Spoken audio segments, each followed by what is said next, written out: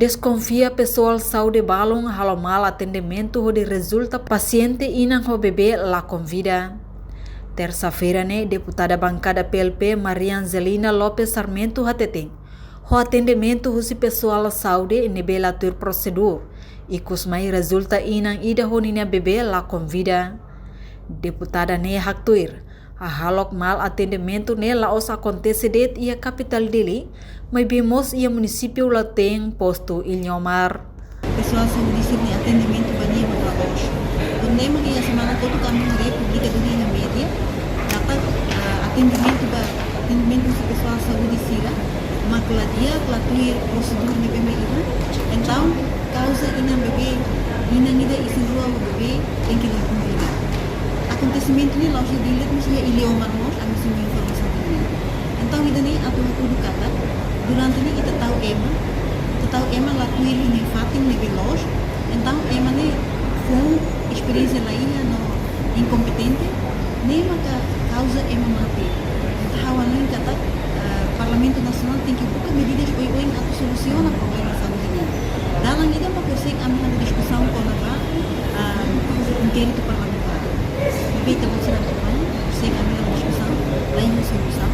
Bancada governo, carde para legalidade, mesti lei número 4/2009 sobre inquérito parlamentar, pode tentar atau bloqueia, no lakui loke oportunidade para bancada parlamentar, loke oportunidade para legislatura ini, atau buka hatene, atau identifica no buka hatene, causa lolo susi, mata barak di hospital, nebe povo haleri quinto canto, sociedade civil. Hatamba questão vice-ministro assunto parlamentares Adérito Hugo da Costa promete. Governo lihusi Ministério Saúde se halo investigação kliang. Ba pessoal saúde sira nebe desconfia halo mal prática nunela bela acontece tang ia futuro. Dari desconfia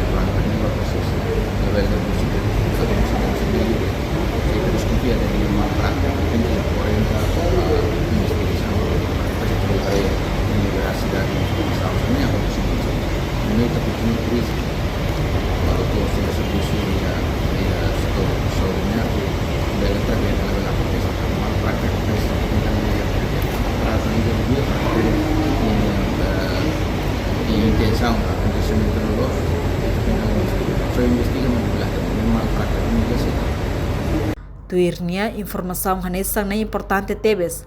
Hodi hafano Ministério Saúde atu toma atenção ba atendimento pessoal saúde sira, ba paciente e a centro saúde sira. Reportagem Melda Fátima, Televisão Timor Post. Janela informação ba emogoto. Atu tem informação atual dia kliu. Kita haluha, haneham botão subscribe, like, halo comentário no fahe tutang ba media sosial hotu.